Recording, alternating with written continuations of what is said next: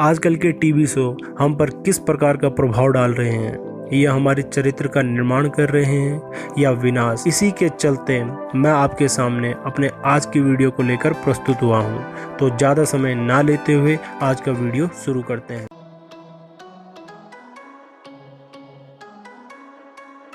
दोस्तों, हम में से कई लोग होंगे जो टाइटैनिक मूवी के लास्ट सीन को देखकर रोए होंगे। वहीं कई ऐसे लोग भी होंगे जिन्हें शोले मूवी में गब्बर के कैरेक्टर को देखकर गुस्सा आया होगा। कुछ लोग रामायण को देखकर भक्तिभाव से ओतप्रोत हो जाते हैं, तो कई लोग महाभारत देखकर अपनी अलग अलग प्रतिक्रियाएं देते हैं। और ये बात किसी से छुपी नहीं है कि मूवीज़ में आइटम सॉन्ग क्यों होते हैं और लड़के आइटम सॉन्ग देखना क्यों पसंद करते हैं। वह लड़कियां इमरान हाशमी, हनी सिंह की दीवानी क्यों हैं। ऑब्वियस सी बात है यार, लोग इन चीज़ों को देखकर एक्साइटेड होते हैं, वरना फिल्म इंडस्ट्री वाले पागल नहीं हैं जो केवल एक आइटम सॉन्ग पे लाखों करोड़ों रुपए खर्च कर देते हैं। उन्हें पता है कि एक आइटम सॉन्ग पे ट्रैफिक यानी बहुत से लोग विजिट करते हैं, और यही नहीं, एक ही शख्स एक सॉन्ग को पता नहीं कितनी बार देखता है। आप ही बताइए कि आपने अपने फेवरेट आइटम सॉन्ग को कितनी बार देखा है, और ईमानदारी से बताइएगा कि आप उस सॉन्ग को इतनी बार क्यों देखते हो। वो छोड़िए, अगर आपका बच्चा, आपकी बहन या छोटा भाई उस गाने को उसी वजह से देखे जिस वजह से आप उस गाने को देख रहे हो, तो आपको कैसा लगेगा। दोस्तों, सही गलत का पता हमें तब नहीं लगता जब हम किसी काम को करते हैं। सही गलत का पता हमें तब लगता है जब हमारा कोई लविंग उस काम को करता है। उदाहरण के लिए, आप सिगरेट पीते हो तो वो गलत बात नहीं है, लेकिन जैसे ही आपका बच्चा सिगरेट पीता है तो वो गलत हो जाता है ना। दोस्तों, कई लोग, ज़्यादातर बच्चे डांस इंडिया देखकर डांसर बनना चाहते हैं, तो इंडियन आइडल देखकर सिंगर, मार्शल आर्ट वाली मूवी को देखकर कराटे सीखना चाहते हैं, तो कई बार सिविल सर्विस कैरेक्टर को देखकर वह सिविल सर्वेंट बनना चाहते हैं। क्या मैं गलत कह रहा हूँ? अगर नहीं तो आप मुझे बताइए कि आप क्राइम पेट्रोल, सावधान इंडिया और इसी तरह के सीरियल्स और आइटम सॉन्ग को देखकर क्या बनते जा रहे हो। इस तरह के सीरियल्स, मूवी, सॉन्ग्स हमारे दिमाग को कचरे का डब्बा बनाते जा रहे हैं। इन सीरियल्स में हमें क्या दिखाया जाता है? एक्स्ट्रा मैरिटल अफेयर, चाची का भतीजे के साथ अफेयर, बाप बेटी का बलात्कारी, स्टूडेंट टीचर को ब्लैकमेल कर रहा है, टीचर स्टूडेंट का हैरेसमेंट कर रही है, भाभी देवर को फंसाने की कोशिश कर रही है, सौतेली माँ अपने ही बेटे का शोषण कर रही है। ये चीज़ें हमारे दिमाग में इतने अंदर तक चली गई हैं कि अगर हमारे आसपास कोई ऐसा केस आता है तो आपको पता है हमारी नई जनरेशन क्या कहेगी? इट्स कॉमन यार, नॉट अ बिग डील।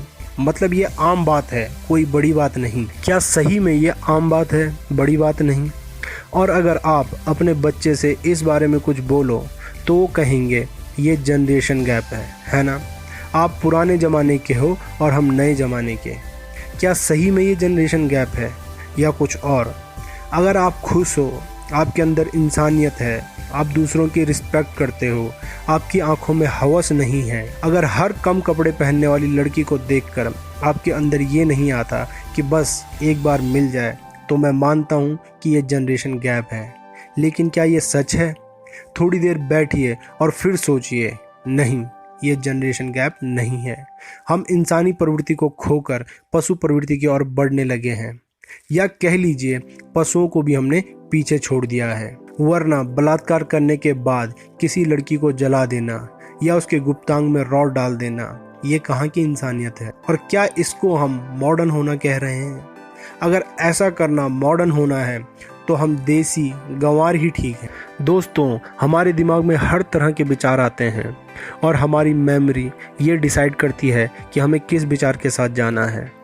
उदाहरण के लिए, एक लड़ने भिड़ने वाले इंसान की मेमोरी में लड़ाई झगड़ा ही होता है, जिसके चलते वो हर बात पे लड़ने झगड़ने के लिए तैयार रहता है। वहीं एक शांत इंसान हमेशा समाधान के बारे में सोचता है, तो उसके दिमाग में हमेशा समाधान के लिए विचार आते रहते हैं। उसी प्रकार कोई भी इंसान बचपन से रेपिस्ट, अच्छा इंसान, बुरा इंसान या आतंकवादी नहीं होता। एक इंसान बड़ा होकर क्या बनेगा ये डिसाइड करती है उसकी मेमोरी, या कह लीजिए उसके विचार। दोस्तों, ये ऐसा ही है जैसे आपके पास दो गिलास हैं। एक गिलास में आप साफ पानी भरते हो और एक गिलास में कोई ऐसा द्रव या लिक्विड जिससे बहुत गंदी स्मेल आ रही है। ये बदबूदार द्रव या पानी उन विचारों के समान है जो उसके दिमाग में जाकर स्टोर हो जाते हैं। अगर अच्छे विचार जाएंगे तो एक अच्छे इंसान का निर्माण होगा, लेकिन अगर बुरे विचार जाएंगे तो एक बुरे इंसान का निर्माण होगा, जो कि तय है। दोस्तों, अगर एक इंसान की याददाश्त चली जाती है तो वो सब कुछ भूल जाता है। उस समय वो ना एक अच्छा इंसान होता है ना एक बुरा इंसान, और जैसे ही उसकी याददाश्त वापस आ जाती है वो दोबारा वही बन जाता है। याददाश्त मतलब उसके विचार, है ना। तो देख रहे हो आप, ये सब कुछ विचारों का खेल है। दोस्तों, एक अच्छे इंसान और आतंकवादी में क्या फ़र्क होता है? विचारों का फ़र्क। एक अच्छा इंसान बचपन से ही सीखता है देश पहले, माता पिता की रिस्पेक्ट, बच्चों से प्यार, दोस्तों का साथ देना और हर एक कमज़ोर का सहारा बनना। जिससे संबंधित वो मूवियाँ देखता है, कहानियाँ पढ़ता है, आर्टिकल पढ़ता है और वैसे ही लोगों का साथ करता है, और एक दिन उसके विचार एक अच्छे इंसान का निर्माण करते हैं। वहीं जब एक छोटे बच्चे को ये सिखाया जाता है कि वो सारे तुम्हारे दुश्मन हैं और उनको मारना ही हमारा मकसद है, उसके दिमाग में प्रतिशोध, नफरत और ना जाने क्या क्या भरा जाता है। उसे उसी प्रकार के स्वतः निर्मित किए गए दंगों के चित्र व वीडियो दिखाए जाते हैं, जिससे उसका मन इन्हीं सभी मेमोरियों से भर जाता है, जिससे वो देश के लिए खतरा बन जाता है।